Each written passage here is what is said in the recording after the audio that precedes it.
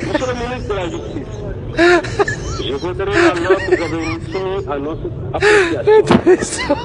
Car elle rend à un grand homme, un grand monsieur, un grand serviteur de l'État,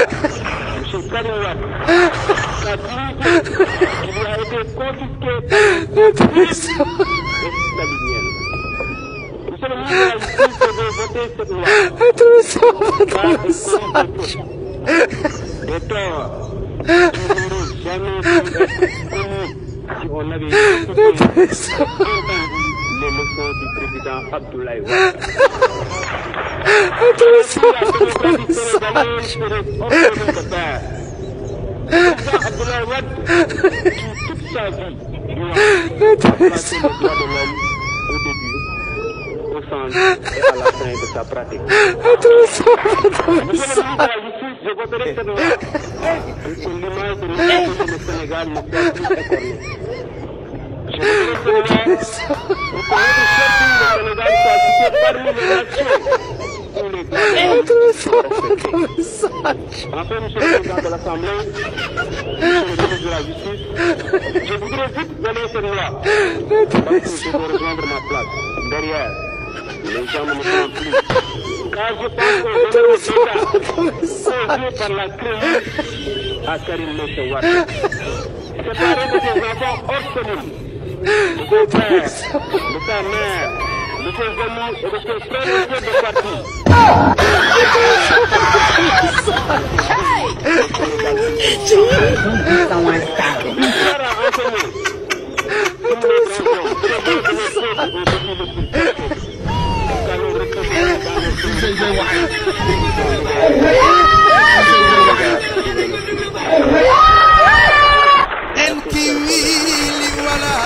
La parole est à notre collègue Rocky Ndiaye.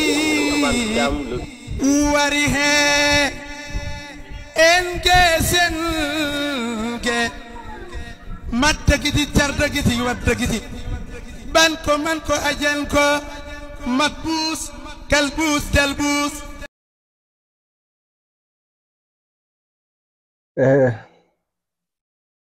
maanaam gars yi lu ma bëgg a xam mooy Ismaïla Madior Fall lan moo tax respecté wul Sénégalais yi quoi.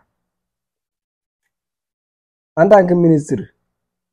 ñi yónni la assemblée nationale nga war a jàkkaarloog député yi ci ay projet de loi yu ñu war a voté yoo xam ne dafa concerner république bi yépp yow nga war a ñëw assister loolu en tant que ministre de la république nga ñëw toog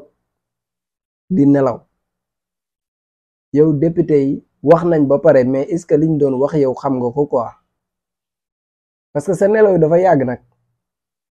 sa nelaw yi du nelaw 1 minute du nelaw 2 minutes yow da nga nelaw lu yàgg mën naa ne yow séance bi yëpp da nga ko nelaw ci koo xam ne yow ndawal état nga yow yaa représenté foofu Macky Sall yaa représenté foofu 18 millions de sénégalais yëpp mën naa ne jàkkaarloog député yi ngeen war a débat ci projet de loi yi nga xam ne moom ngeen fa indi pour ñu voter ko nga ñëw jox leen ko bàyyi leen ñuy ratatati nga dem tëdd di nelaw quoi. ay nee nañ man chaque jour damay am ay déception quoi chaque jour gis nga Macky Sall ak nguuram ndax maanaam xas leen dafa yomb critiquer leen dafa yomb parce que chaque jour ñoom ñu yombalal la ko daal man mënuma comprendre naka la ministre de la République mën a demee assemblée nationale toog fa di nelaw gis nañ fi ay Farba Ngom toog fa di nelaw ah gis nañ fi ay député yi toog ci assemblée bi di nelaw léegi nag ministre bi moo ñëw ba ci assemblée bi toog fa di nelaw léegi loolu te démb dañ doon voté ay projet de loi yoo xam ne xawma bërki démb yoo xam ne dafa concerner république bi yépp mu doon ay projet de loi yu jur coow ci réew mi yow nga ñëw en tant que ministre de la justice nga ñëw toog ci assemblée bi di nelaw ay Benno Siggil Sénégal def fi lu kenn deful en 2009 beaucoup de maires sont devenus maires grâce à Benno Siggil Sénégal président yàlla moo koy fal te ku war a nekk président yàlla xam na ko ba pare. Et il est important que acteur bu nekk soit à la hauteur du moment, à la hauteur des enjeux du moment. C'est pour ça que Taxawu Sénégal dem dialogue et on assume d'être allé au dialogue. Et on votera tous les textes qui sont issus du dialogue. Parce que nous, nous sommes dealers. Ok, on est des dealers. Traite. Ok, on est des traites. Mais on est suffisamment expérimenté pour savoir que le temps est le meilleur des juges. Si nous avons dit Khalifa Sall, nous avons dit non, l'élection est am. Faut nous mouiller. De sunu ay mandarine ak sunu maire de rang de bës. Mais muñ nako ba mu jeex. Bi Khalifa génné on pensait qu'il était fini. Té yalla indi waat nako bañ def yewi askan bi. Mu am ci cër lool nak. Ci taxawayam, ci clifteefam, ci dalam, ci am xelam, ci jox ci doomu adama. Ba ñu am li ñu am tay, am ko ndax dañu and amandoko.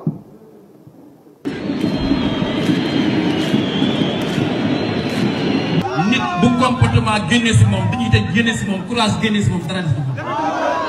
et courage bobu ak détermination bobu motax ma contane recevoir fité le président Ousmane Sonko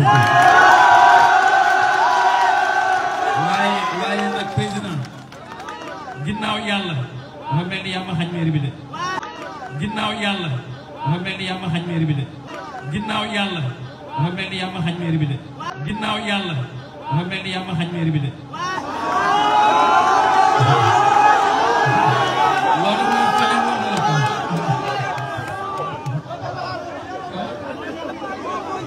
mais on est heureux de te recevoir ça fait une semaine nit ñi ñu ngi mettre la pression kañ la Sonko di ñëw Ousmane Sonko yaa ngi fi sa dëkk fii nga jàngee def université kon les Saint-Louisiens te considèrent comme un des leurs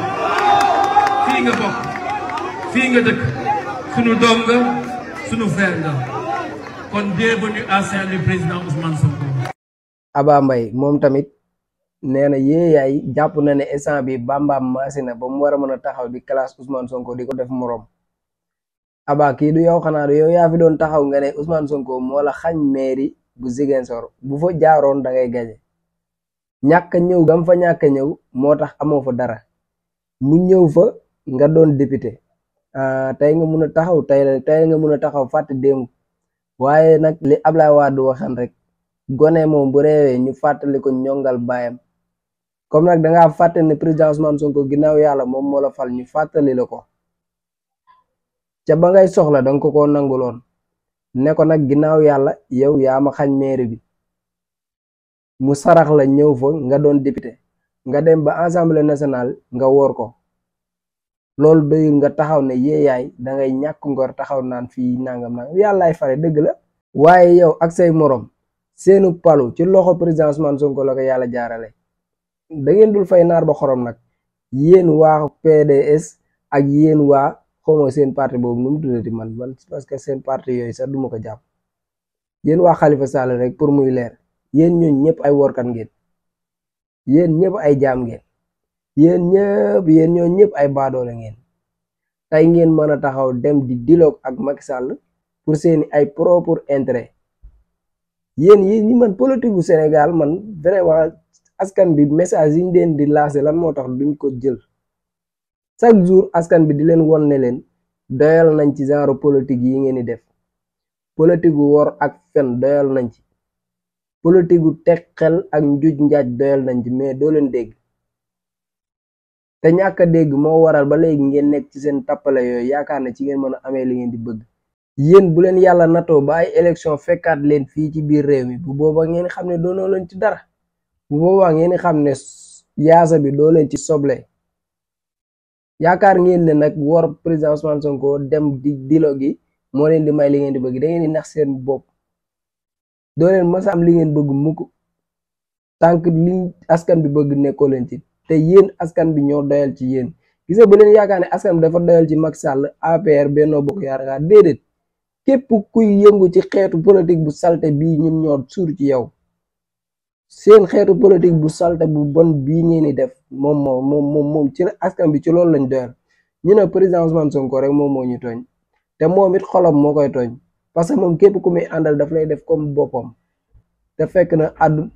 politique bu Sénégal doxewul noonu yéen xam ngeen lan ngeen xam lekkante ak jëwante. président Ousmane Sonko nag ku muy àndal day ànd ak yow te yàlla tax ba noppi jàppee la boppam te yàlla rek tax mais président il faut nga xam ne ñii doo ñoom te duñu yow ñii ay workat lañ ay fenkat lañ bàyyi si xel bu baax nga dimbali ñu parce que ñoom dañuy wéeru si sa ginnaaw ngir mën a am dara suñu amee dara woon la seen vrai visage mu nekk nii comme nii rek kon nag dimbali ñu ngir yàlla demal yow kase lépp looy defati dem ci yow ak waa Pastef bu ci ànd te kenn parce que sonn nañ ci wor yi ak fen yu metti yi ñii duñu fen quoi ñun yow la ñuy topp ñu keneen kon bul ànd ak keneen yow kase la ñuy topp